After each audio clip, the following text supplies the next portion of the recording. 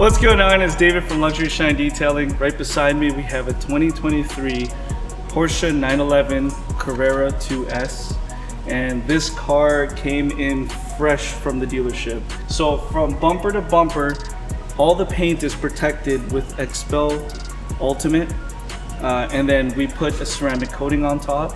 It's so ideal to do this with a beautiful car like this. And we added some vinyl here, a little bit of graphics on the side, and just to showcase the calipers and the red stitching inside. And soon we're gonna tint it still, so the owner gets some privacy. But this is your ideal setup when you have a car like this, or any car that you would like to preserve, is to do a full body paint protection film.